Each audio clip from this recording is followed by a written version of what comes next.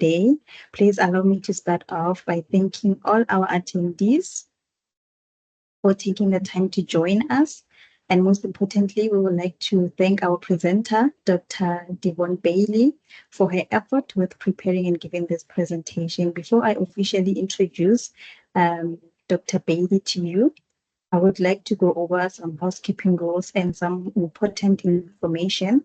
So if you do have a question during the presentation, please raise your hand if you would like to speak, or type your question into the chat box, and I will indicate to the presenter to address the question. And the session will be recorded, and the presentation slides will be requested from Dr. Bailey, and both of these will be in our model community by the end of this week.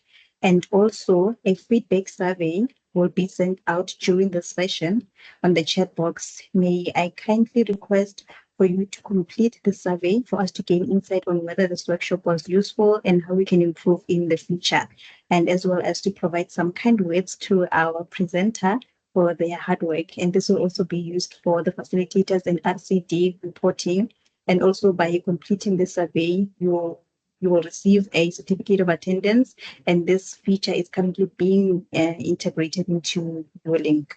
So without wasting any time, please allow me to introduce our presenter, Dr. Bailey, by reading out her bio. So Dr.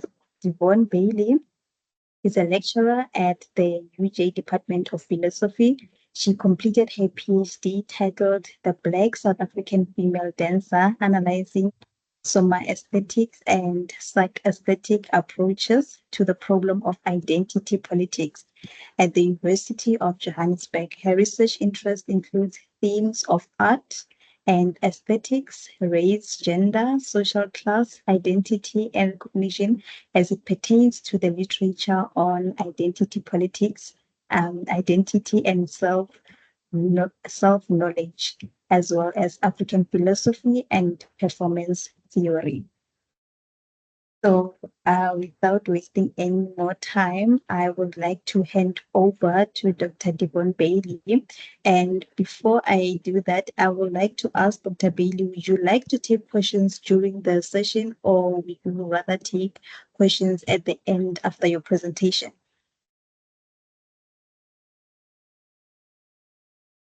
Good morning, everyone. Thank you so much for having me this morning. I'm easy with it, so I think questions during the session, I'll be happy to take questions during the session.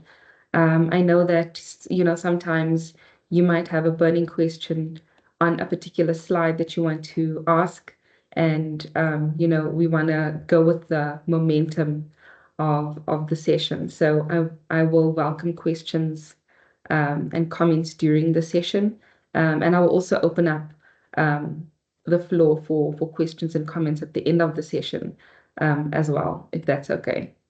Yes, definitely, that is okay. So I will stop sharing, and then you can share if you have any slides or anything that you would like to share with us, and I will usually hand over to you. Perfect. Thank you so much. Well, good morning, everyone. I hope you are keeping warm on this cold winter morning. Thank you so much for joining me for this workshop this morning. I do have some slides that I want to share, if I may quickly do that. So as our host Chase graciously highlighted, I am Dr. Devon Bailey, Philosophy at UJ. Please let me know if you can see my slides. You can see the slides, but they are not on presentation mode. They're not on presentation mode. Okay, so I need to go slideshow. From beginning. Here we go. Yes, perfect. Thank you. Okay, perfect. All right, so as we go through today's presentation, please do not hesitate to raise your hand to ask a question or drop a comment. I do want the session to be as interactive as possible, so I would really appreciate it if this doesn't turn out to be a lecture as much as an interactive workshop. I would really appreciate that. So yes, please don't be afraid to raise your hand or write something in the chat box so that we can interact on this workshop here this morning. Okay. Okay, so before we continue, I would like for each of us, for every attendee in the session to please introduce themselves. So please let us know who you are, which department you're from, your current supervision workload, and maybe some supervision experience that you might want to add to that. Do we have any takers?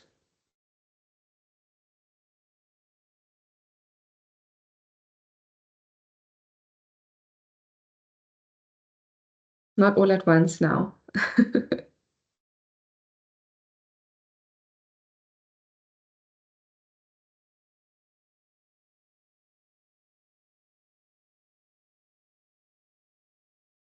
Shall I call people out by name? Or have some people started the session and walked away from their laptops? It's also a possibility.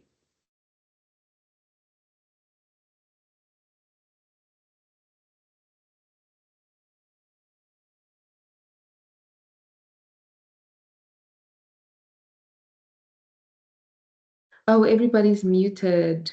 Would like to speak, you may just unmute.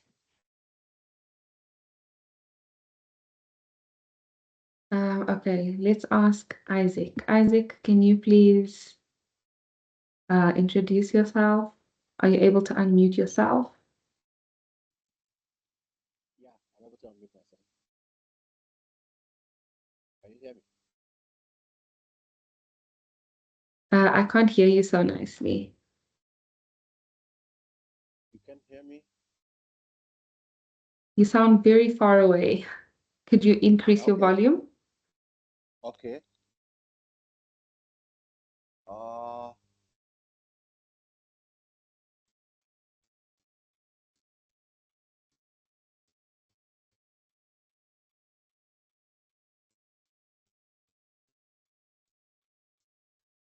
Maybe my volume Is is it the any better? problem.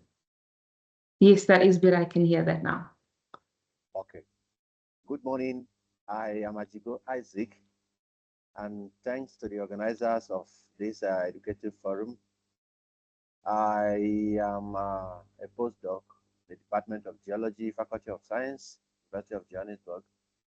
My research background, I am an academic, but my supervisory role has been limited to undergraduate level from my local university before I came here because I had to come here immediately after my PhD. So I've not really had the opportunity of supervising at the postgraduate level before coming here. But my little experience with provision is basically at the back in Nigeria. Thank you. Awesome. Thank you so much for joining us this morning, Isaac.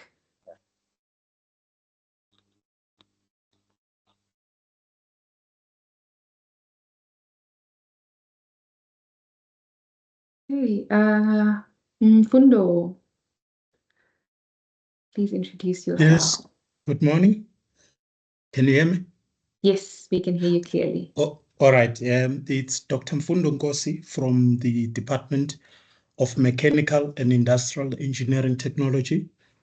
I have, at the current moment, graduated 3 master's students as a main supervisor and 1 as a co. And then I'm currently having 4 PhDs. One should submit at the end of this year and the other one early next year. And the 2 have just started this year.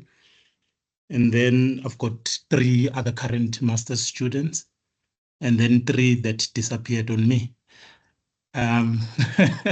Okay. So I don't consider myself as that experienced because even the students who have graduated, we were learning the process together.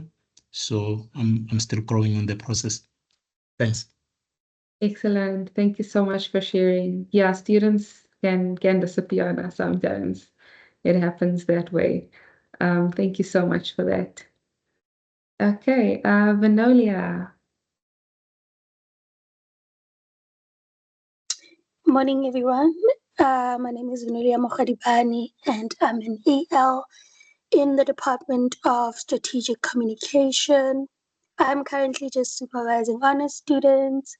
The only supervision experience I have is being supervised.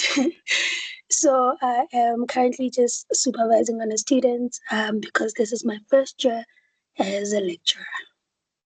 Okay, excellent. Thank you so much for sharing with us and for being here this morning as well. Elijah, would you like to introduce yourself?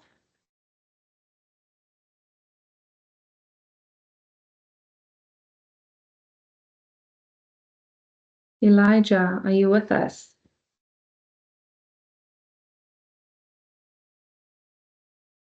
Okay, I think we'll come back.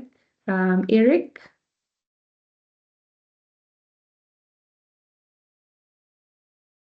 Eric, would you like to introduce yourself, please?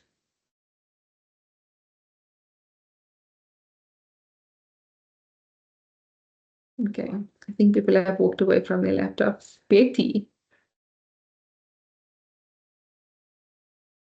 Betty, are Sorry, you with us?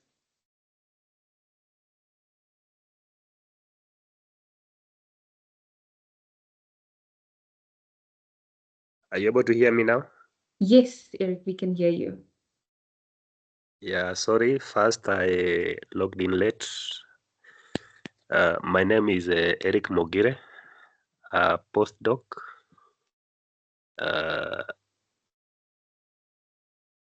I'm currently doing my second year for postdoc, and I've not started supervising.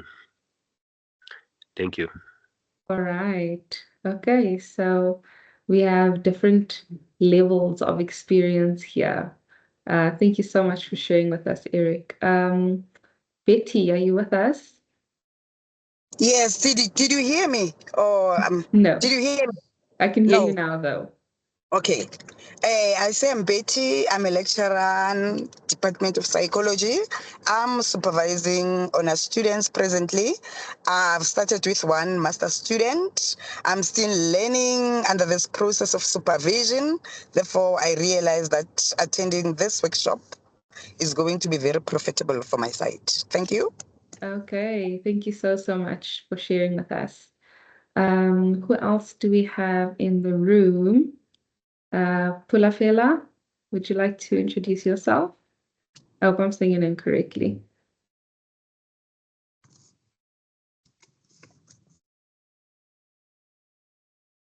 Pulafela, are you with us?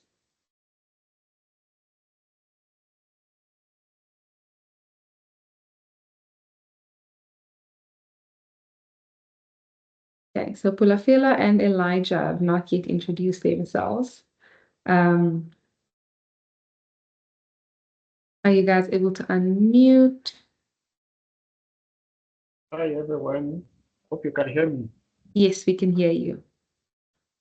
I'm Elijah Oluwatimi. I'm a postdoctoral research fellow, and this is my first year. I'm not supervising anyone yet. I hope my coach will give me one soon or anytime, but I'm this in my early stage, so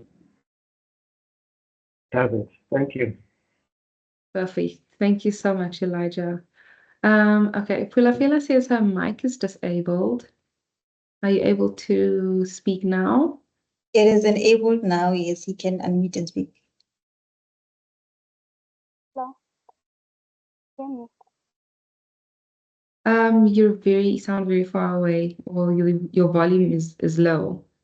Can you increase your volume a bit? Okay, can you hear me now? Yes.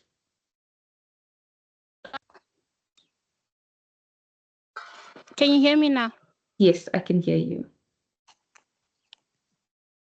I'm struggling to hear you now. Okay, maybe I should increase my volume. Can you hear me? Okay, I am a new PhD student. I was advised to attend these workshops by my supervisor, so I hope to learn a lot when it comes to how supervisor and supervisee relationships work so that I can be able to navigate that, considering that I'm an international student. So most of our communication will be online. So I hope I could be able to use this, whatever I learn here, to finish my PhD. Okay. Thank you. Excellent. Thank you so much for joining us, Bulafela. And I think, it's really an interesting transition, the one between supervisee and supervisor. And it's one that we will look at a little bit more closely in today's session. So thank you so much for sharing with us. Okay, we have one more person who has just recently joined, Erica. We are currently introducing ourselves. We are sharing who we are, which department we're from, our current supervision load, and our supervision experience. Would you like to kindly introduce yourself? Sorry to put you in a hot seat. No worry. Good morning. Sorry I'm late. It's Erica Sager. I'm from the School of Tourism and Hospitality. I don't have a PhD, so I've graduated a couple of master's students, and I have one presently. And then obviously I do honors as well. Excellent. Thank you. Perfect. Thank you so much, Erica, for sharing.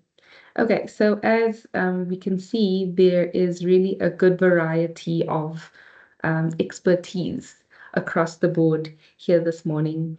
I myself am supervising my first PhD student, and then I'm co-supervising a PhD student as well.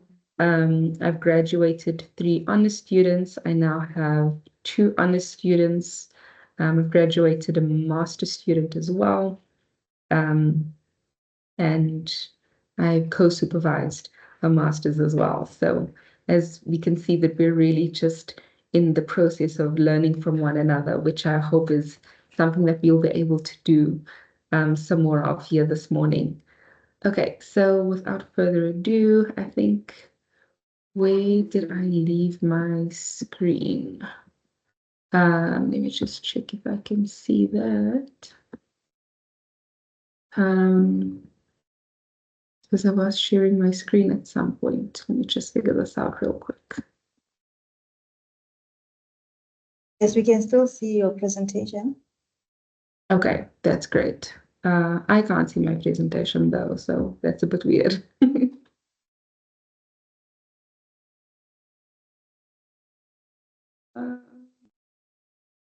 Sorry about this, everybody. Please bear with me.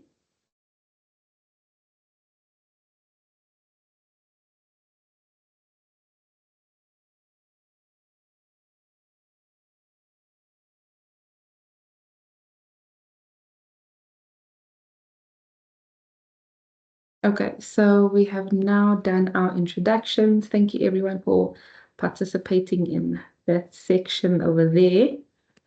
All right, so the outline of today's workshop is as follows. We're going to look at supervisory roles and responsibilities. We're going to look at that intertwined, and then we're going to look at approaches to supervision, and then establishing a good relationship with our students and what exactly that entails.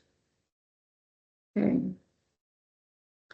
All right, so when you think about the supervisor role, many different hats that you have to wear as a supervisor. Okay, some of these roles include that of a teacher, a mentor, a facilitator, a manager, and a motivator. And these are just a few of the roles that I think we can categorize the supervision job, so to speak, into. Okay, so it's these 5 roles that we have as supervisors. And so we're going to look at these different roles in more detail as we proceed through this presentation. Okay. So before we go into those different roles and responsibilities, I have a list of scenarios here. I wanted to bring them up one by one, but I thought, let me just put these scenarios up onto the screen for you to have a look at, because I would like for you to tell me what you would do in each of these scenarios. So I'm going to give you all a few moments to look at these scenarios and tell me what you would do. Okay, so there's the distinction between what you actually do and what you should do. Okay, so the first one is, what do you do when a student has no idea what to write about? The second, what do you do when a student can never seem to meet the deadlines that you set for them? Number three, a student constantly sends drafts with spelling, grammar, and punctuation errors. Number four, a student sends drafts back not having addressed or incorporated your comments. And number five, a student seems to be having challenges in their personal lives that hinder their progress on their research. Okay, so you need not tell us your answers to all of these, but I would like for you to write down somewhere what you would personally do in each of these situations. I'm going to quickly grab my notebook while you all think about these.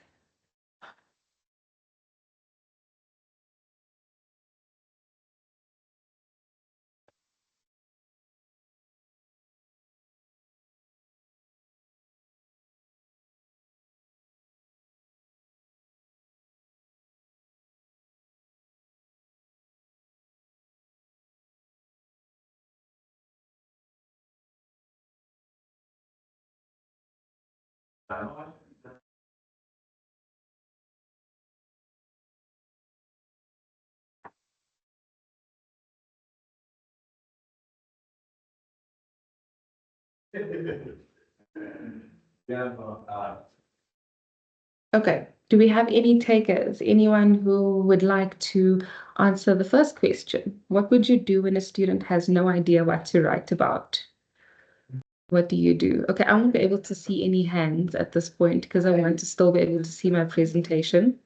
What do you do when a student has no idea what to write about? Please feel free to unmute your mic and share with us what you would do.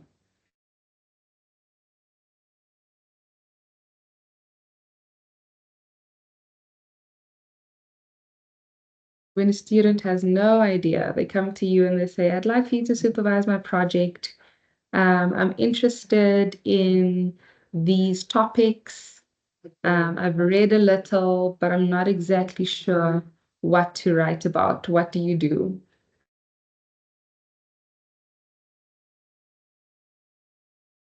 Okay. I'm Isaac once again. Can you hear me? Yes, we can hear you, Isaac. Okay. Well, when a student at the doesn't seem to have an idea on what to write about, first of all, I think what I do is to interact with him or her, particularly in geology. Uh, Geology is a very wide field and there are rocks everywhere. And so I draw their attention to possibility of certain occurrence of rocks in their immediate environment, which before now they probably have not thought of as undergraduate students. And I tell them to take a look, and possibly it's also possible that in some community in their neighborhood, there are mining activities of certain minerals going on, which they have not really paid attention to because their attention has not been drawn to it since they are just undergraduate students in geology. And so I start from such level and then ask them to see if they can come up with something they'll be interested in working on. Okay. And then give them some time. And then after that first meeting, I allow them to go and think about it and then convene another meeting. And then we exchange. And if at that point they are not able to come up with any topic of their own, I can now suggest to them the possible topics that they can work on as honors or undergraduate student. Thank you. Okay, okay. I like that. Thank you so much for that, Isaac. I like that. And it really is all about, guiding um, the student. How do you draw their attention to certain possibilities? That is a very important point as well. Not necessarily imposing a topic upon a student, but guiding them in a certain direction and getting a feel of what the student latches onto, so throwing out a few suggestions and saying, okay, these are the kinds of topics you could look at, these are the kinds of questions you could possibly ask, and then see what the student latches onto, and then, take it from there. And then in terms of what the student then latches onto, give them certain prescribed readings that they could look at, or yeah, a direction basically in which to go. So thank you so much for that accurate response, Isaac. That is definitely something that you could do in that situation. Okay, is there anyone with a slightly different response, or are we all on the same page in terms of how Isaac has answered that question for us? Hi, it's Erica. We have two different situations at our school. If it's a master's students, they already have an idea because they had to do a 4-pager, so it's just a basic research outline, and then the student gets allocated to the supervisor. So ours works slightly differently, but with the honors students, so I'm a hospitality person, so obviously that's the first place we start. And then I often ask them what are they interested in within hospitality, because I find if they choose the topic, they stay motivated for a whole lot longer. Mm. That's it. Thank you. 100%, Erica. Thank you so much. So it definitely is the case that, students are more likely to remain actively engaged in the research process if it is something that they are genuinely interested in. I remember when I started my honors, for instance, all I knew is that I wanted to do something in the philosophy of dance. I had no idea what the literature was about. I just knew that it was a possibility. So this is where both Isaac and Erica's responses intertwine, in the sense that I was pointed in a certain direction, having shared with my potential supervisor what my area of interest is. So thank you so much for that, Erica. That really is a good response. Thank you for that. Anyone else? Hi, it's Mfundo. Yes. Yes. Okay, my supervision, I think it's how I approach these questions is also based on my personality as a supervisor. Okay. If I may just take one of the funny examples of a boy, 7-year-old boy, who said he can't swim, and I think it was trending, and the man just threw the boy in the river. By instinct, he must start swimming, and then only when he struggles and is helped. So that is how I approach my students, which works out for others, and those who have no clue at all. It becomes a great challenge for them, especially when you look at honors and a level and a bit of masters. However, the person who has no idea, the first thing I tell them is that the words are not what they mean. They are describing something behind the words. So the first thing to do is for them to read and understand what it means to do a master's. And get maybe even a blog written by an exceptional person on just key points on what to do when you're approaching a master's. And then from there, when we start, I usually tell them to just go look for articles, maybe between 5 and 10, not many, and develop a table where they just summarize what they have read there, even if they don't write in their own words, copy paste somewhere the summaries, and then they read through them to try to frame the direction for themselves, because I want them to frame the direction for themselves so that when we talk and begin the journey, we are together. Yes. 100%. Thank you so much for that, Mfundo. And I think that really speaks to the different supervision styles that we might have. And so what works for one supervisor might not work for all supervisors across the board. And this is something that we need to understand as well, you know, that your supervision style necessarily going to be the same as somebody else's. So on the one hand, we have Isaac who says, I throw out a number of possibilities and suggestions, and then I see what the student latches onto. Erica then says the student needs to come with something that they're genuinely interested in and passionate about, thereby keeping them engaged in the research process. And then you have Mfundo, who says, you know, I don't want to spoon feed the students, so to speak, but instead I want them to struggle a little bit with the literature and see what they can latch onto in terms of and what they've researched on their own, and that is how we are able to move forward. Thank you so much for those responses, colleagues. Those were very, very insightful. And so it's really all about, you know, finding your style as a supervisor and also understanding the kinds of students that you're working with. Okay, thank you so much for that.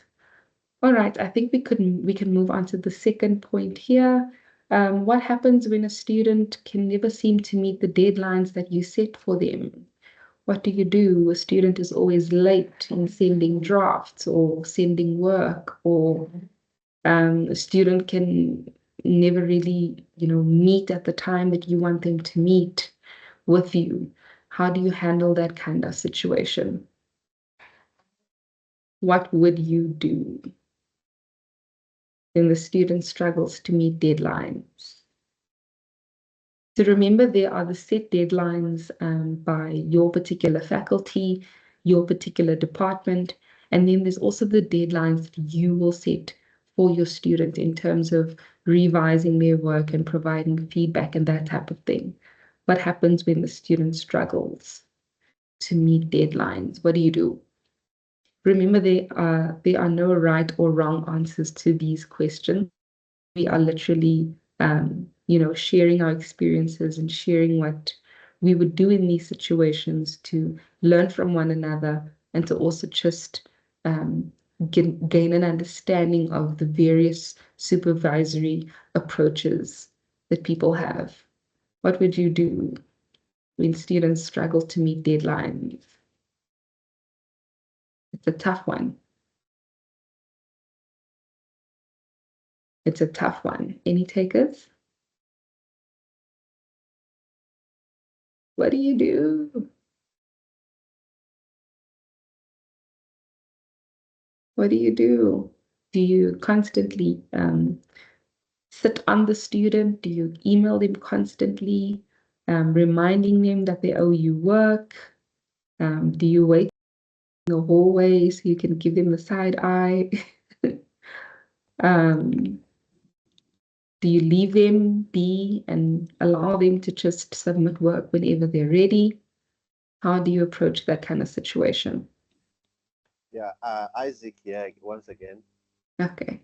Yeah, I in particular, my little experience, and this is a stage where I tend to struggle with some of the students because some students will hardly meet deadlines. And so Yeah.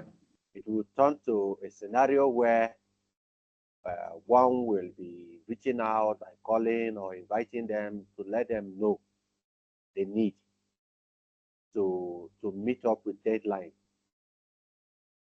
Research as a whole has a deadline. And so the different segments of the activity, if a particular one is not met, if segment A, the deadline is definitely going to interfere with segment B in terms of timing. And then as a result, pressure will mount. And when there is a departmental or a faculty or an institutional deadline, it will put everybody into a very tight corner. So personally, I try to avoid crash programs, and the areas of emphasis I usually draw my attention to is the fact that they will need to keep to deadlines so that we don't have to rush to do fire brigade approach to meet deadlines. And so it's a particular area that I usually draw the attention of my students to early enough that I work with time. For instance, we go to the field. And so we cannot schedule a field trip, for instance, to go maybe for a field data acquisition, and I will be the one to arrive first to wait for you as a student. I will never be happy with that. Mm.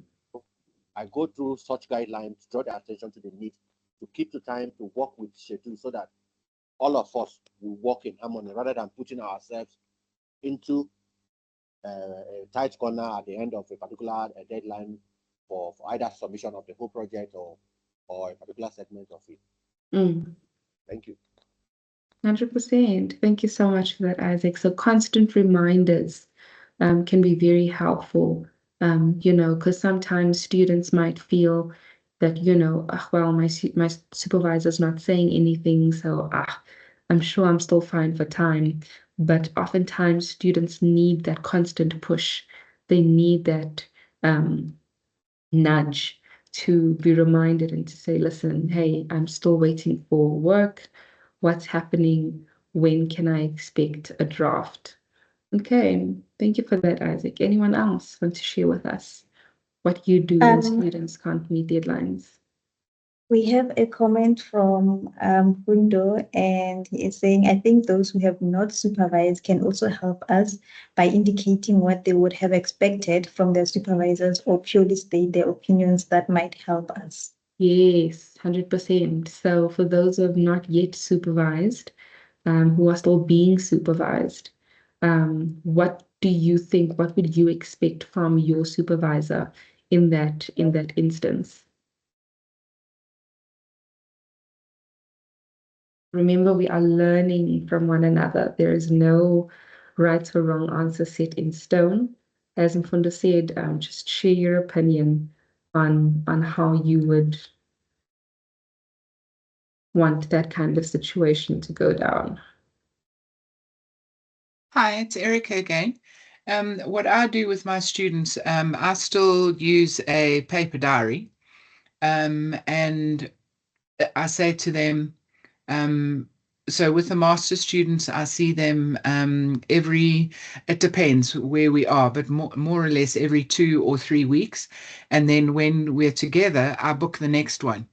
And then I tell them, as soon as we've booked, so let's say, I don't know, let's say it's the 7th of July, then can I expect your work on the 1st of July?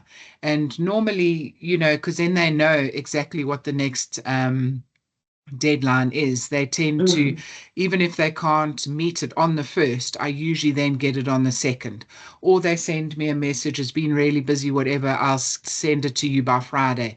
So there is that do you know what I mean? If you prepare them for when the next date is, you can't turn around and say, oh, by the way, and today's Monday, and next on Friday I need this. That I think is a little bit unfair.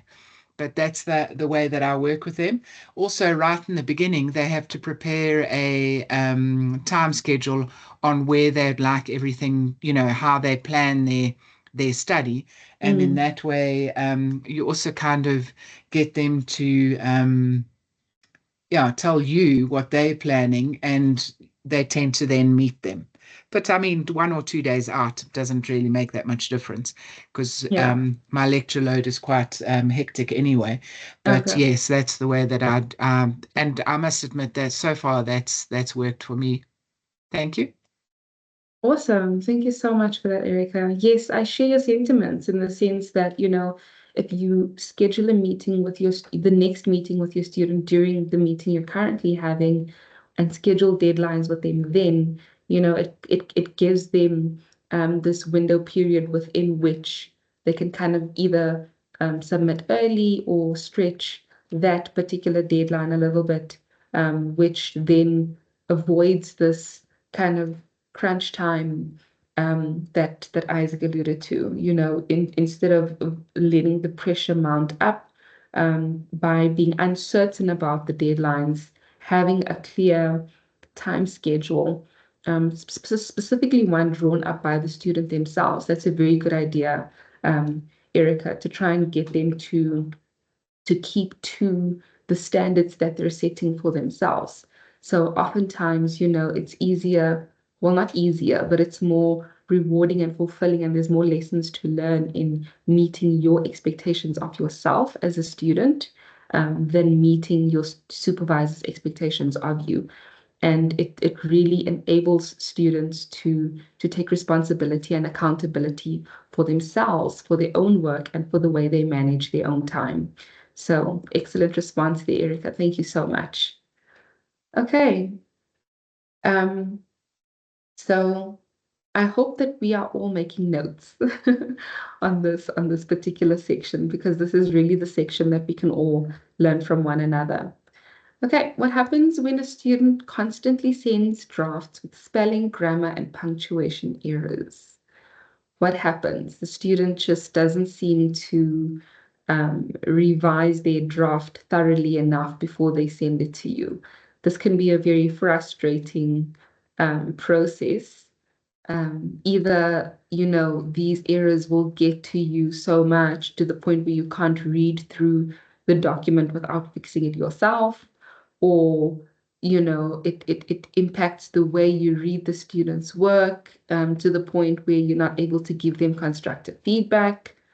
Do you just tell them to work on it? How do you handle something like this?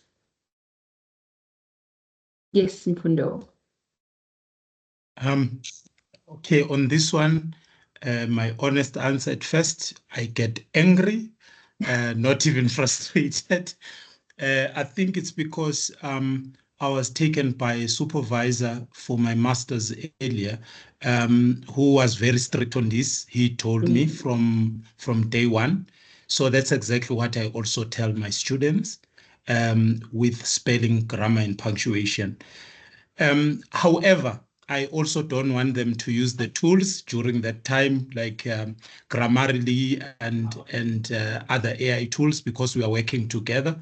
I want them to just figure out themselves by themselves in terms of spelling, grammar, and punctuation, because that helps them as well in reading their own work, proofreading their own work, and understanding. Only later, when we are now about to finalize the document, they can start using the tools, because it's a learning process. And I believe as well that when we use the AI tools, they should enhance our work, not replace us. Finding out that someone writes beautiful work, but when they speak or when they have to communicate their work, they can't communicate. So the first thing is that when we begin, I indicate to them that this is how we're going to work. But if constantly happening, I tell them that maybe if I find 3 errors in one page, I return the whole thing. They get frustrated as well. And so that is how we work. If I find 3 really major, not those maybe sniff peeking or something, those major errors, maybe 3 in one page, I don't look at the whole document. You just return for the student to fix. Okay. Thank you so much for that, Mfundo. And I think, sometimes we can get so caught up in these kinds of frustrations that we end up fixing these mistakes ourselves, whether you're doing it through track changes, and I speak for myself on this one. Sometimes I can't get through an entire page without having, the full stops in the right places and the commas in the right places. But as you've rightfully pointed out, Mfundo, is that there are so many occasions on which you really just become so frustrated that you just can't get through an entire document when it has all these errors. It's frustrating, especially when you realize that the student may not have revised this draft before sending it. And essentially, as a student, you want to give your supervisor something good to read. You don't want your supervisor to struggle through your draft, because essentially you don't want them to be looking at these types of technical issues as much as you want them to look at the content of the work that you are submitting. And so getting the students to focus on the content more than these technical errors sometimes, sweeps these errors under the rug, which is also something that we can't do and something we can't ignore. What I would do usually in a situation like this is that I would refer the student to like the academic writing center, for instance. And that essentially is a resource through which the student can hone those writing skills. It's a lot easier, unfortunately, these days for students to just go online and find these AI tools to assist them. But like you say, Mfundo, when it comes to presentation and communication, that is where you see the cracks. And essentially, we want students to be able to have these skills, not just to be able to put out a good piece of work, but to have the kind of skills built in themselves, in their own hardware, to say that this is how I'm going to send my work to my supervisor moving forward. Thank you for that, Mfundo. Vinolia, you had your hand raised. Yeah, but you already mentioned the point that I wanted to mention. So I was also going to suggest that before submitting every chapter to me as the supervisor, the student would need to submit the document to the writing center, because I know they sit down with you and they read the document with you and try to make you understand why a comma needs to be here or a full stop needs to be there. So I think it's like a helpful way for them to learn how to write properly. So 100%. 100%. And I think it's also more effective in terms of teaching the skill, right? Because if we don't learn these skills for ourselves as academic researchers, we then eventually become redundant and replaceable by AI technology. And that is essentially what we don't want to happen. We want to be able to have these skills as researchers, to write good pieces of work. And so that is essentially what we're aiming at, is to improve our academic writing skills so that we can, at the end of our degrees, say, it is me and not necessarily ChatGPT who earned this degree. Thank you so much for that, Vanolia. Okay, number 4. What happens when a student sends drafts back not having addressed or incorporated your comments? For those who joined in a bit later, please feel free to interact with us as well. We want to hear from you in terms of what you would do in these scenarios. What happens when a student sends drafts back not having addressed or incorporated your comments? Erica. I usually email it back and I say, thank you for your work, but I think you sent me the wrong version because my comments haven't been addressed yet. Send when you have corrected. Thank you. That's it. I like that. I like that.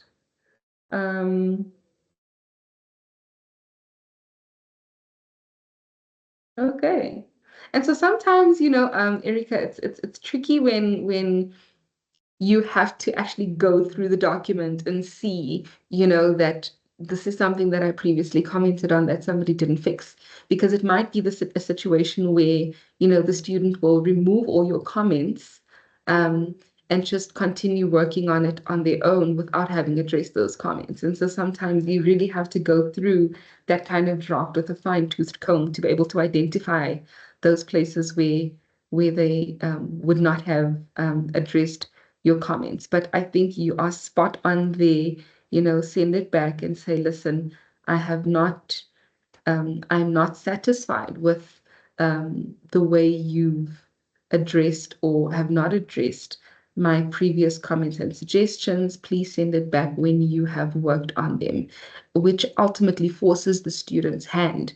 It forces the student to go and have a look at your comments and to think about them, because sometimes we have students who, and this happened to me recently, where a student took my comment and just copied and pasted it into the text, and it just made no sense. And so sometimes with us as supervisors, we give this set of feedback and we want students to think about it. We want to invoke thought and critical thinking around a particular topic or a particular point, so to speak, and so oftentimes students might just take that copy paste and think that's going to cut it. Unfortunately, it doesn't. And so I think Erica really has a good handle on that, which is to say, send it back, force the student to think about what it is you've suggested or commented on, and have them essentially send it back having addressed those issues. Okay, anyone else? Does anyone else want to share what happens? What happens when you receive your draft back as a student? That can also be another way of looking at this particular scenario. Anyone else keen on sharing on this point?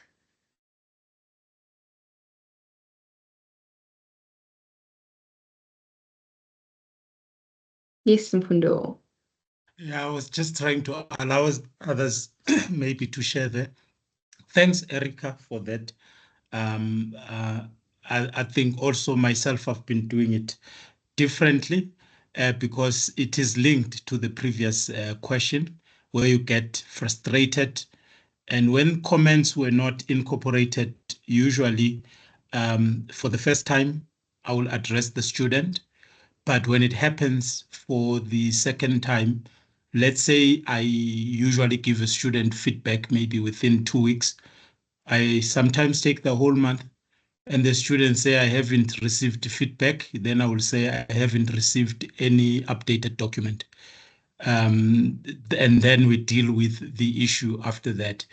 But what I have not used, but I was thinking of using going forward, is the conference and journal review process.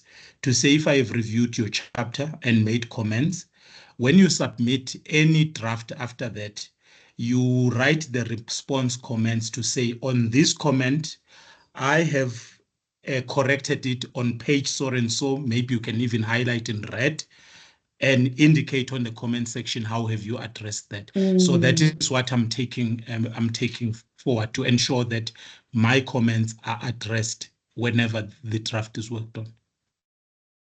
That is so good. That is so, so good. Mfundo, thank you so much for sharing that.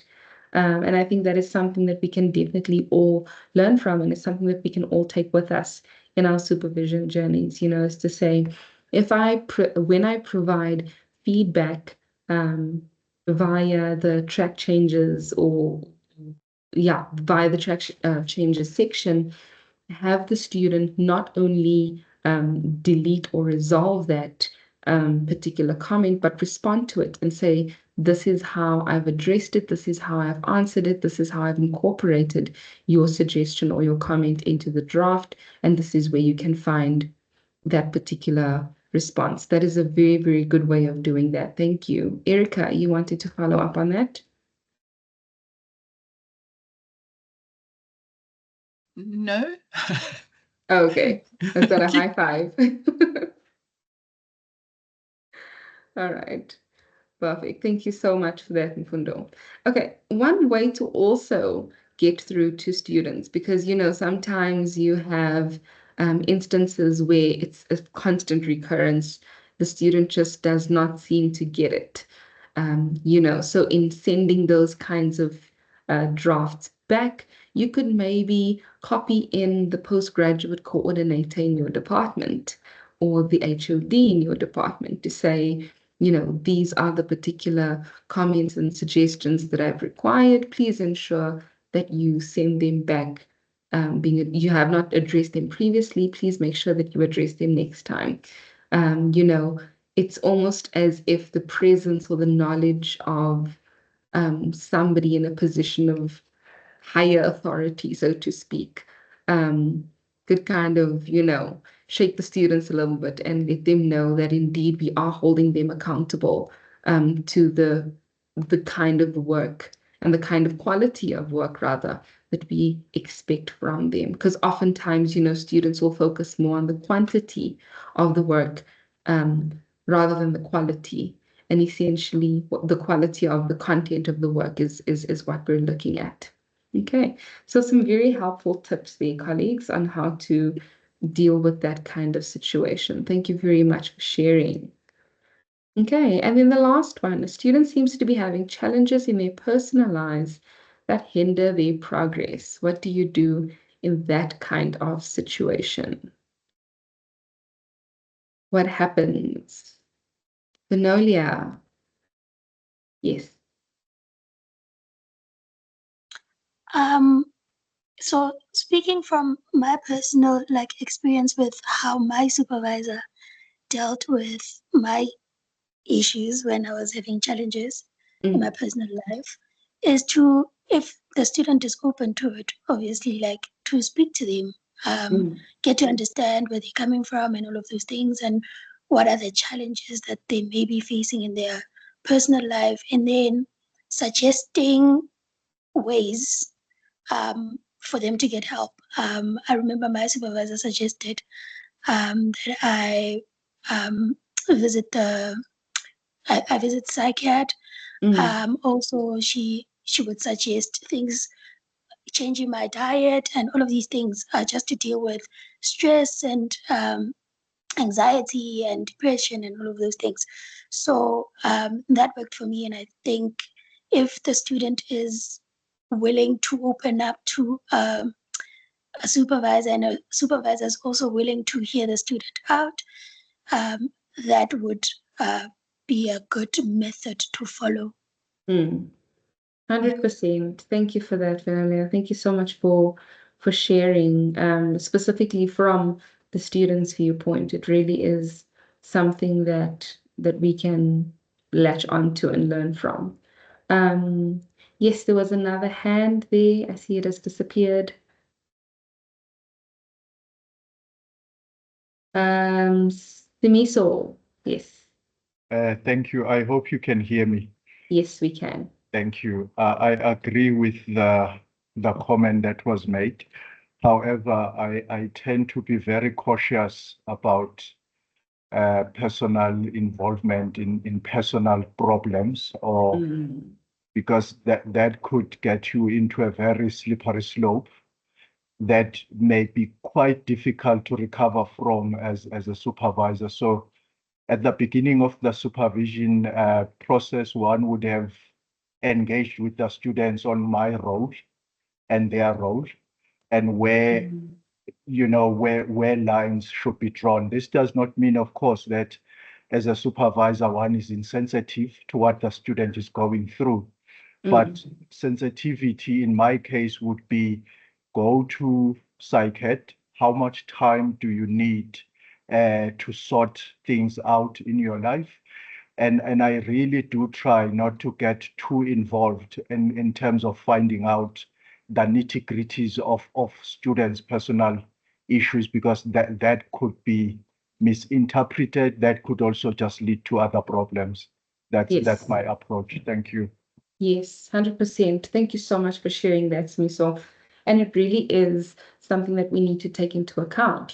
Some of us, we want to be able to gain an understanding of where the student is at, but at the same time, you don't want to take on the student's problems, because number one, you become emotionally burdened. You sometimes feel like it's your job to try and fix the student's problem. You sometimes might feel really bad and sympathize with the student to the point where you feel bad to ask for drafts when you know that the student is going through something. So it really can become a slippery slope when you try and take on too much in terms of getting personally involved. So that is really a good point to consider there, Esme. So thank you so much for that. It really is one way you have to decide just how involved you want to become. Knowing that there is a situation is one thing, but then referring students to professionals, because I might have my own personal ways of dealing with stress and anxiety, but stress and anxiety for my student may be an actual mental health issue that they're dealing with, and we as academic staff are not professionally trained in those areas to correctly advise our students. And so, suggesting help and referring the students to PsyCAD is really something that will help in that regard, and really just encouraging the student to get help for themselves. Okay, thank you so much, everyone, for sharing. Does anyone else have anything to share or to respond to in terms of these particular scenarios that we've just looked at here today? Are we all good? Any questions or comments at this point?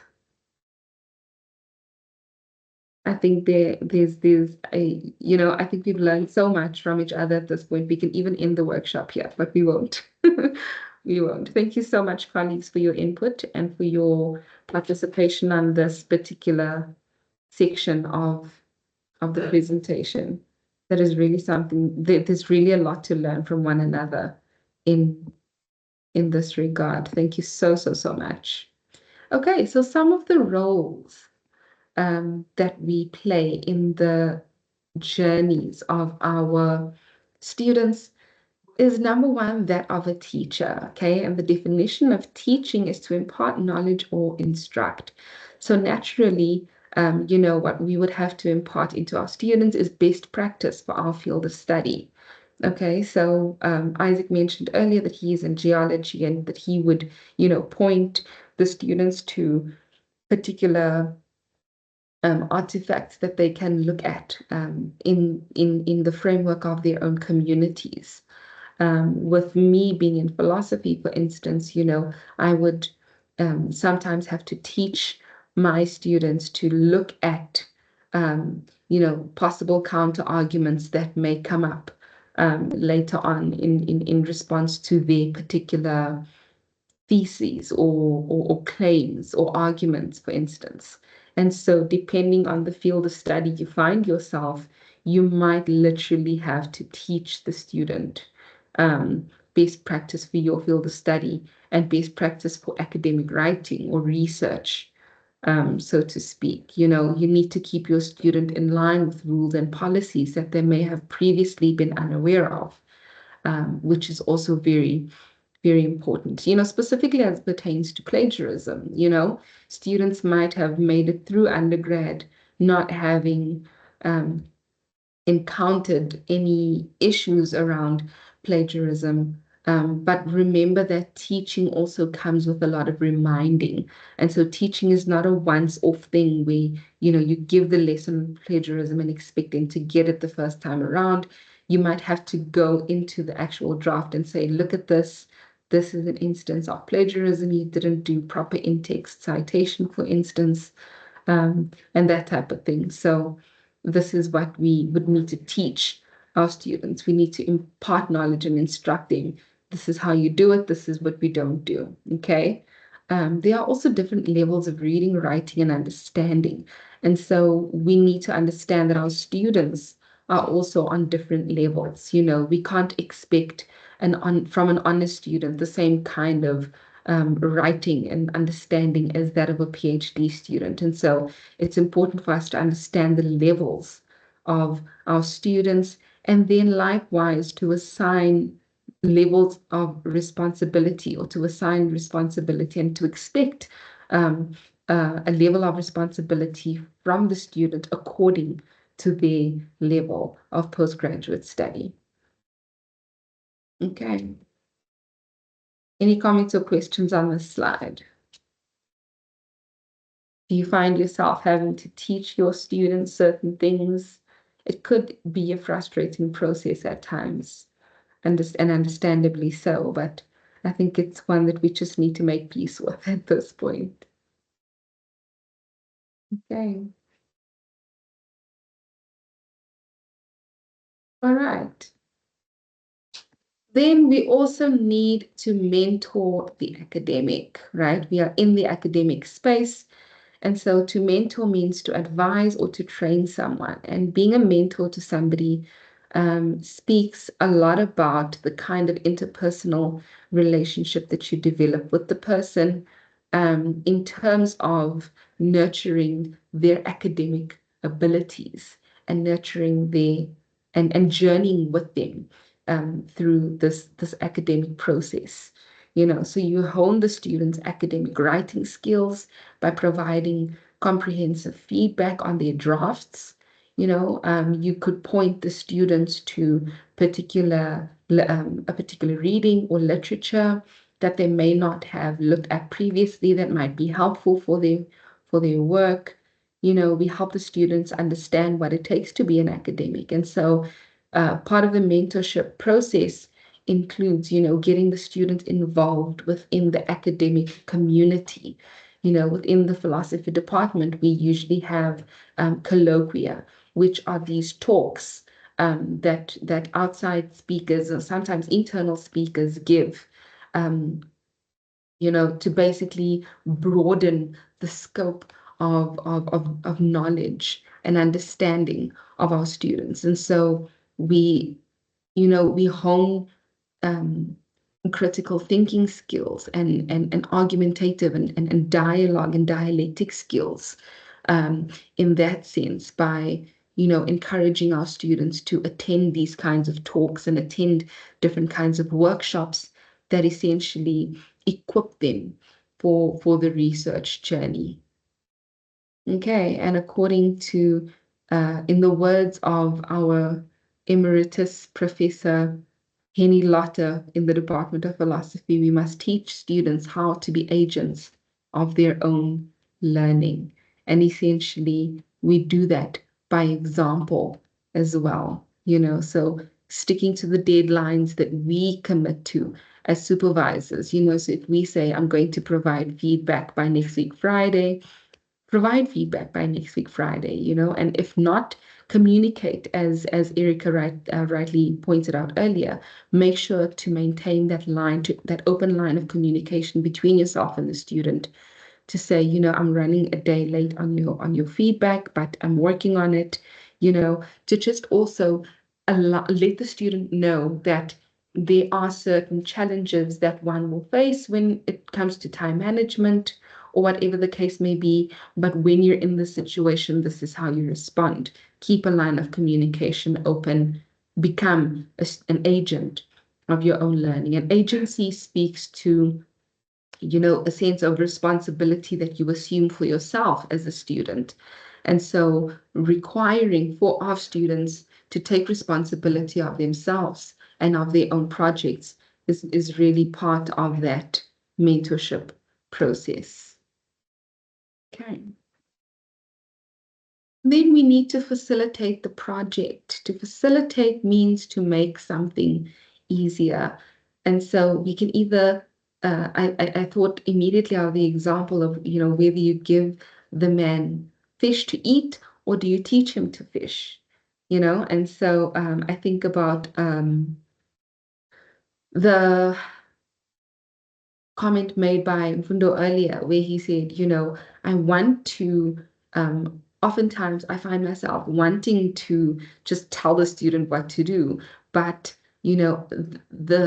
the 7-year-old boy won't learn to swim if I swim for him or if I constantly save him from drowning. Sometimes students have to struggle a little bit by themselves before we lend that helping hand. And so it's necessary, to make something easier by facilitating and providing guidance for the students, but not to actually do the work. So Erica also mentioned sending a draft back and saying, you haven't addressed my comments, Please send it back once you've done so. It's easier sometimes to just put the sentence in there for the student, but that doesn't teach them anything, which essentially we want to provide our students with the skills that are necessary to be able to do research independently of the supervisor. Oftentimes students will, we want to be able to open up this line of communication to say to the students, let me know if you have any questions or comments, or let me know if there's an idea that you're struggling with, and we can go to and fro on something like that. But essentially, we want to, more than teaching our students what to think, we want to teach them how to think and how to fish. Proverbially speaking, we want to give them the skills and equip them with the skills that they need to carry out their research. Otherwise, they just struggle a lot more when they move on to higher levels of study.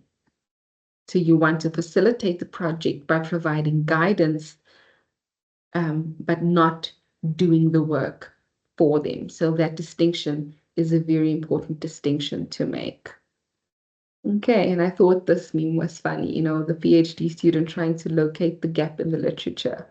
And sometimes you need to allow the student to do this for themselves. Oftentimes you want to stand at the other end and say, hey, this is where the gap is. And oftentimes we need to be those kinds of supervisors to say, this is your idea, I like your idea. If you look at this literature, you can see that this is being done. This is not being done to such a large extent. Maybe you could develop this idea. Maybe we could think about that. But essentially, to a large extent, students need to have the skills to be able to do these things for themselves. Okay, and then we need to manage the person. So the definition of manage is to run or to be in charge of. And if we are being honest with ourselves, colleagues, students are often incapable of managing themselves. How do we know this? Because we ourselves struggle to manage ourselves, okay? Not because we are in higher levels of our academic journeys do we become oblivious to the fact that managing ourselves, managing our time, managing our workload are genuine struggles that we face in academia. And so when you think about personal development, you know that it's not a solitary practice. It's not something that you can do on your own. And sometimes the student just needs to know that they are not alone in their struggles, and so essentially, when we think about managing people's time, you are managing the person. And sometimes it comes to that depending on the kinds of students that you are dealing with. Okay, and I think we can see, we can point to the comments that have been made previously. When we say manage the person, we recommend help from which these students can seek assistance. We say go to PsyCAD, submit your work to the Academic Writing Center, for instance. And so this is how we essentially manage the person. Okay. And then what we also need to understand is our role in motivating the individual, providing someone with a reason for doing something. Oftentimes, we say that our students should be disciplined enough to keep themselves going. They need to see the project through. And if students are not working on a topic that they chose themselves, or a topic that is keeping their interest and their spark alive, it could be easy for them to slip into this space where they need constant motivation. Come on, you've got this, you can do this. Your draft is looking much better than the previous one. Keep going, and sometimes we need that kind of motivation ourselves, and we don't get it. But as supervisors, we need to understand our role as motivators. Sometimes you need to just remind the student, listen, you're doing a good job. hang in there, not much longer to go, keep pushing, you're moving in the right direction. And essentially, that kind of approval and affirmation is something that students often need.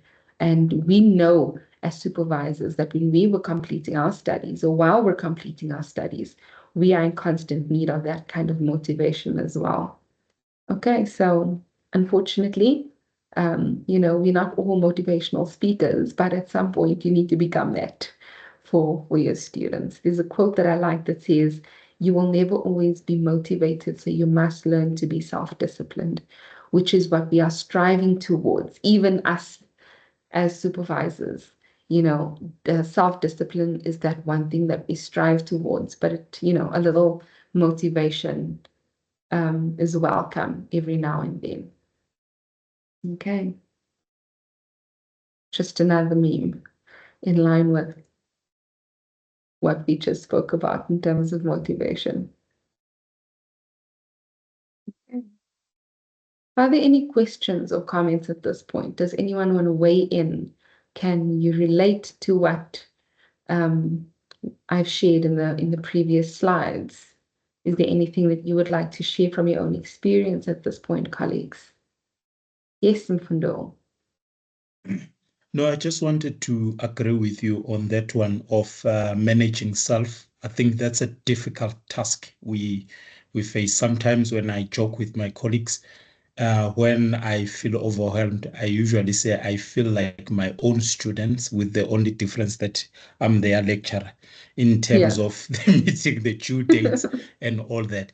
That is why also on the due dates and submission, especially for masters and PhD, I'm not that strict on those particular bases, to just find out the student, how far have you gone, how much time do you really need, because that's the grace I also need from others. 100%, 100%. And it's in understanding how much you need grace, right?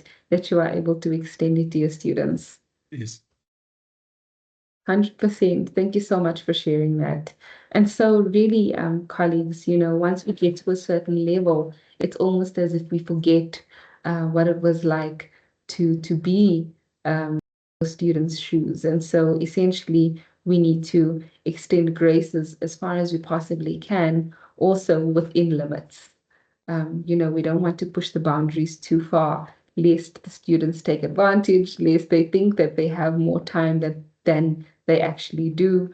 And then that just gets us into that fire truck situation that Isaac mentioned earlier. And we don't want to apply that kind of pressure onto our students.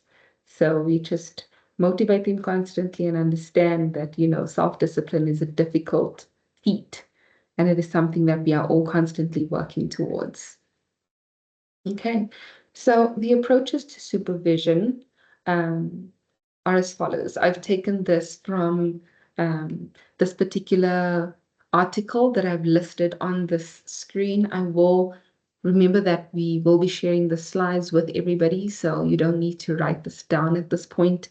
But essentially, Lee 2008 is an article in which 5 particular supervisory approaches have been listed, those being functional, enculturation, critical thinking, emancipation, and relationship development.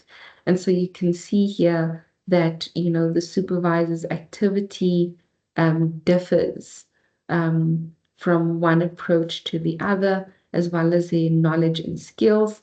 And also we see there in the third row, the possible student reaction. Okay, so with the functional approach, the supervisor's activity includes a rational progression through tasks. Okay, so how are we practically going to set out this project? How can we look at timelines, timelines according to which we can work to get this particular project done? Okay, so what does the supervisor need to know? They need to be able to project manage and direct. Okay, direct the student to this particular literature, manage the project. How far are you? This is how much time you have left. When are you sending me your draft? That kind of thing. Okay, and that is the functional approach to which a student can respond by being obedient, organized. They can organize themselves according to the kinds of expectations that they set out for themselves and that's set out by the supervisor. Okay, enculturation speaks about gatekeeping and or access, giving the student access to your pool of knowledge, to your body of knowledge, so to speak. This includes, sharing readings with your students, sharing with them certain workshops that they can attend and talks that they can attend that might aid their research process, okay? The supervisor is able to diagnose deficiencies and able to coach the student in terms of their particular struggles and challenges. And so with enculturation, you then also direct your students to, the kinds of resources that are available to them based on the deficiencies that you see the student may be struggling with. One of our colleagues rightfully mentioned earlier that you don't want to become overly involved in the student's personal affairs. And this is where coaching and role modeling essentially comes into play. Role modeling is specifically one of the possible student reactions in this sense. And if I think about it in terms of my own supervisory journey, one of my students, I suggested that one of my students go to PsyCAD. I think it was last year sometime. The student was struggling with their progress because they had lost a loved one. And so they were struggling to cope with grief, And so there's a little bit of me saying, take it one day at a time, be easy on yourself, this, that, and the other. But then again, there's only so much motivation that I can give as a supervisor. Essentially, dealing with grief is something that a trained professional needs to help the student with. And so, me saying to the student, don't be afraid of going to seek help. I myself have been for therapy before. And so, having that kind of relational dynamic really helps the students and assists them in knowing that, these challenges are not unique to them and that there are challenges that are surmountable, that can be overcome. And so having that relational dynamic is part of the enculturation approach. We then have critical thinking, in which you evaluate the students' work constantly. You evaluate the arguments, the claims, the counter arguments, all of that. You're very focused on the project itself and how that is playing out. The supervisor then needs to be able to analyze arguments, to point out possible gaps or possible shortcomings in the student's work and to work on that. So students in this situation or under this supervisory approach will constantly inquire and will constantly say, okay, this is the idea that I have. Do you think it's feasible? Do you think I can use this claim in this argument? Which could also result in a fight or flight response, okay?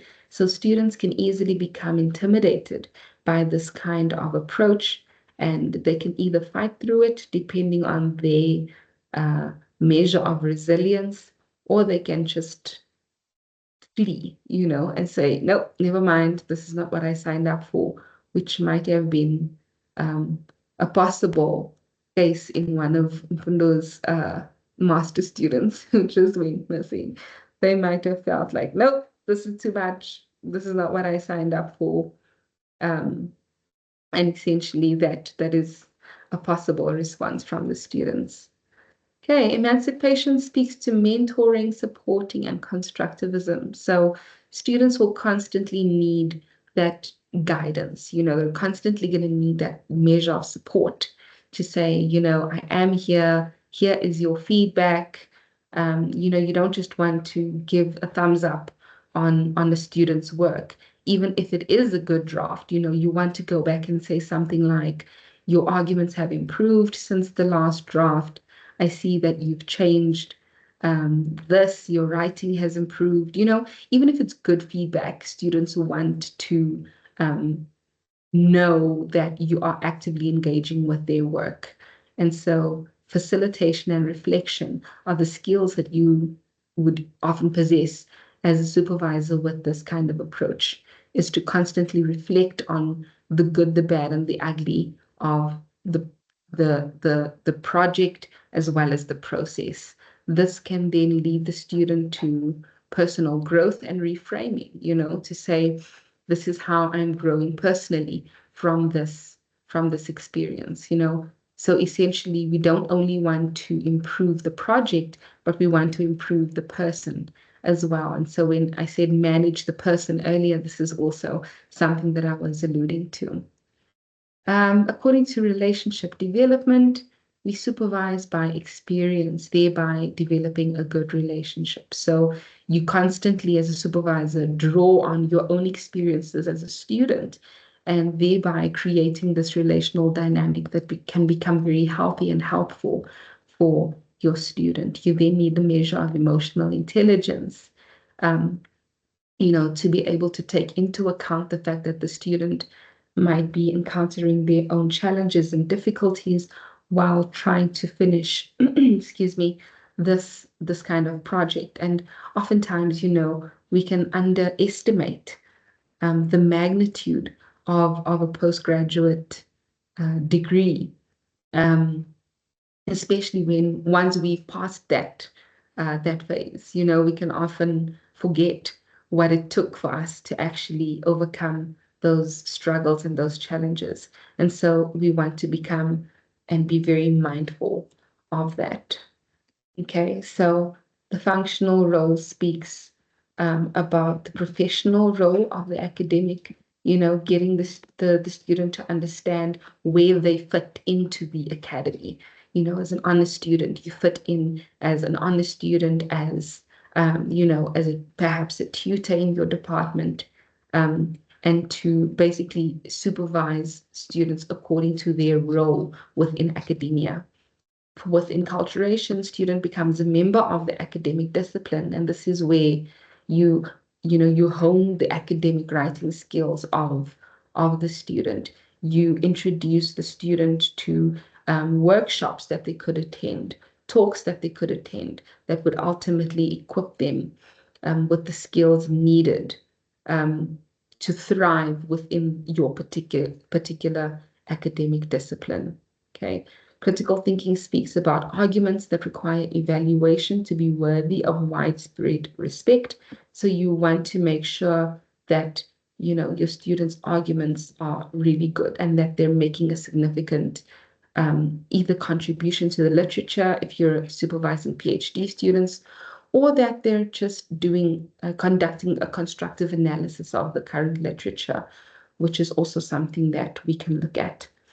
Emancipation speaks about facilitating the process, which requires challenge and support. I think we've touched sufficiently on that. And then relationship development speaks about the kind of flexibility that you need as a supervisor in order to help the student to completion. Okay, you might need to be flexible with, meeting times or deadlines or whatever the case may be.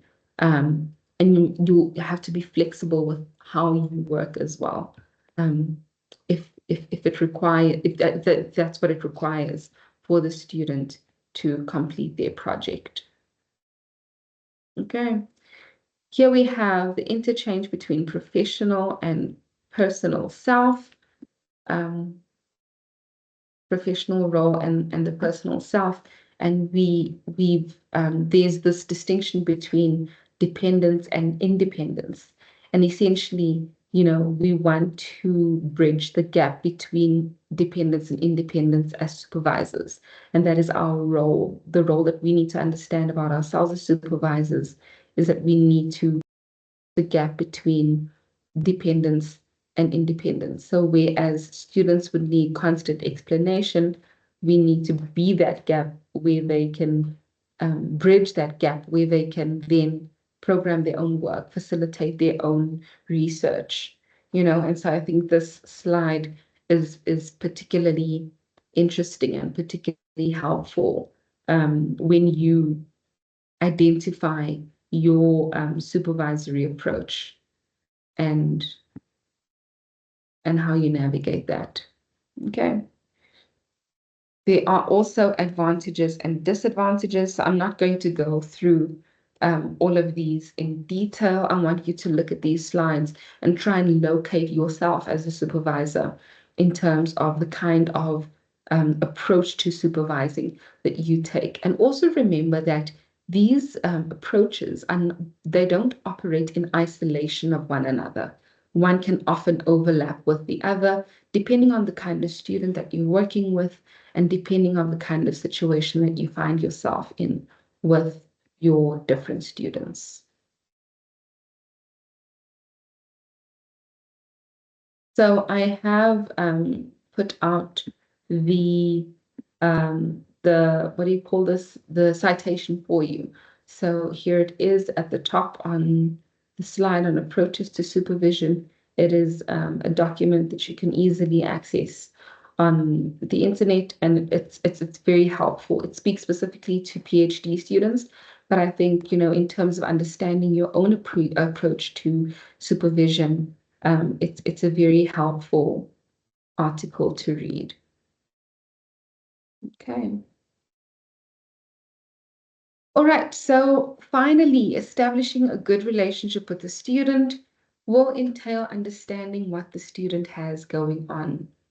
Okay, one of our colleagues mentioned earlier that you need to have, Simiso specifically mentioned earlier that you need to have an understanding of what your student has going on, but also be wary of becoming too involved with what it is that your student is going through.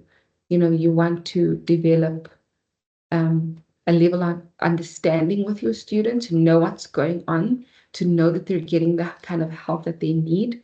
And this also helps you to manage your own expectations as a supervisor.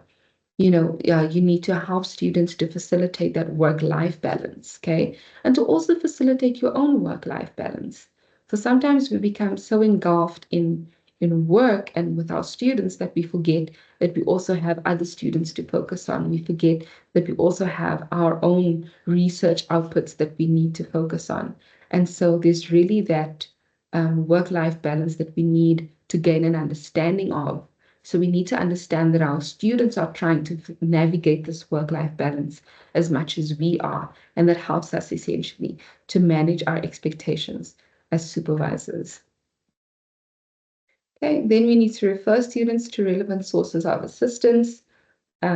Essentially, we don't want to take all our students' challenges upon ourselves as supervisors, but we want to equip them because we don't want to be the problem solvers for our students. We don't want to take on the role of therapists for our students when they are trained professionals who are able to assist them with their own personal struggles. And so when it comes to writing struggles, you can refer them to the Academic Writing Center, to the Postgraduate Center, or wherever it is that they might seek assistance from.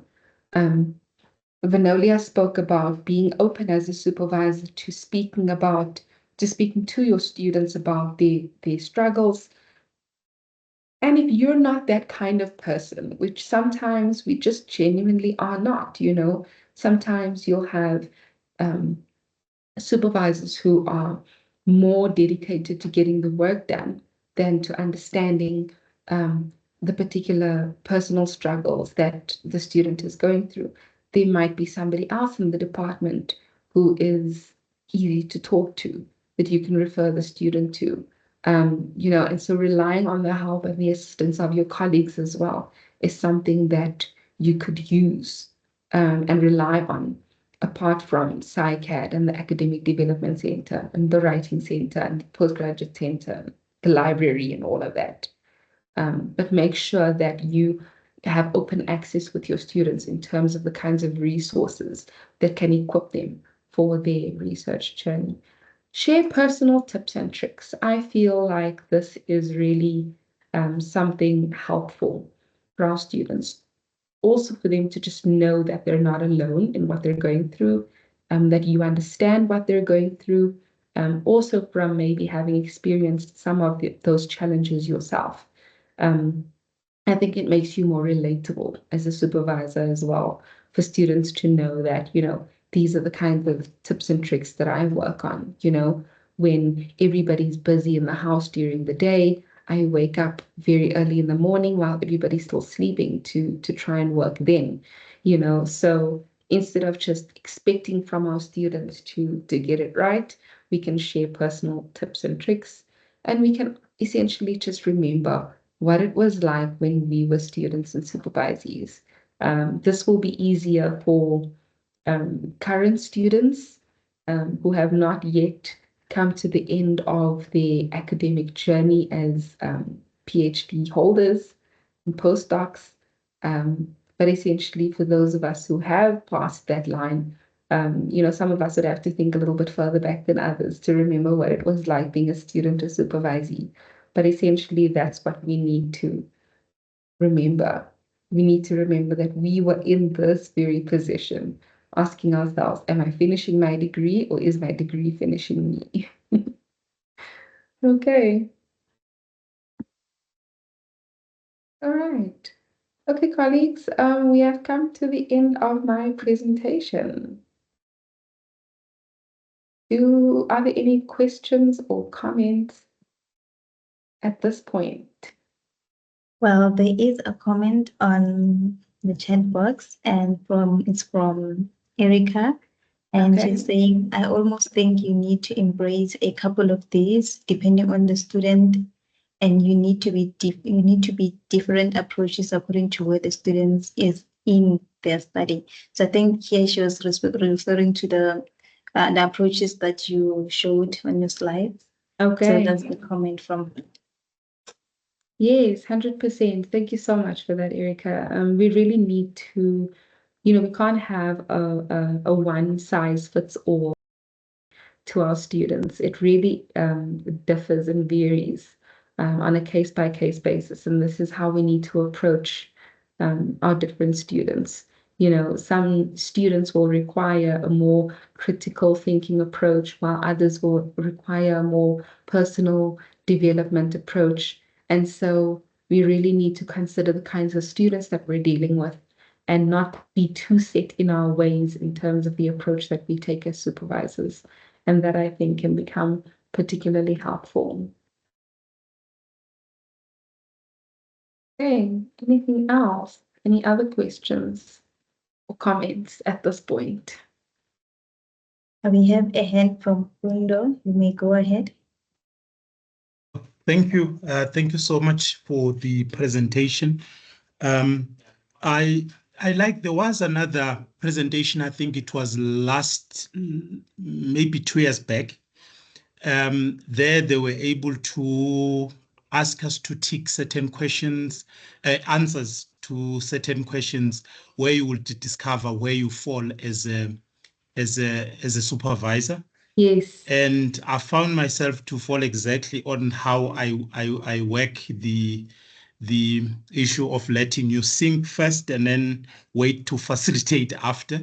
Yes. And it has its own challenges also on the student side, because by the time I offer support, you find out that the other student does no longer want to work with me by that time. So I'm very open with them at the beginning, and it doesn't work well with third-year students and honors, because that is for mostly PhD and masters. But it's embedded in my character, into how I work in the industry. When I was leading, that is exactly how I was categorized. So I think what I just want to add, maybe each person must understand which one they fall into, mostly, so that when they work with their students, the students also understand, even though you can be flexible, but they need to know that your particular personality falls more on this particular method. It helps you as well for the students to understand. Yes, 100%. Mfundo, thank you so much for that. And I think, reading the article that I've prescribed for all of you might be helpful in terms of discovering where you fall and the kinds of approaches that you would have. And sometimes, it takes supervising a few students in order to know what kind of approach that you actually take. You might have one approach to begin with, but once you've actually engaged in the supervisory experience, it is only then that you will really understand the kind of approach that you generally take, and also the kinds of approaches that you would take depending on the kind of student that you're working with, depending on the level of seniority that the students find themselves with as well. So that is a good comment there, Mfundo. Thank you so much. Okay, colleagues, so if that is all, I want to thank you all so much for meeting with me here today.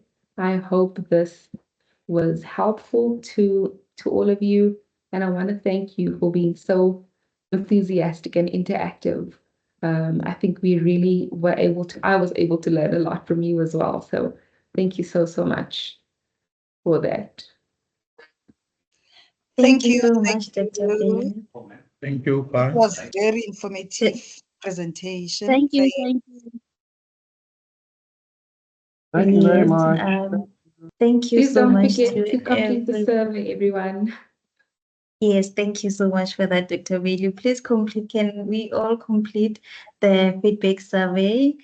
And once again, I would like to express our appreciation to the students, the participants who joined the session, and also to our facilitator for their hard work, time, and effort in preparing and presenting this workshop. Thank you so much. From the RCD unit, we would like to greatly express our gratitude to you, Dr. Beatty, and to everyone who has attended.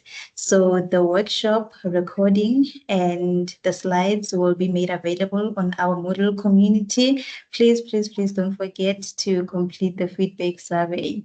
And with that, if there are no more questions and comments, we can now close the session. Thank you very much.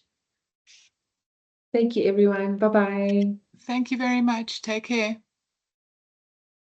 Bye.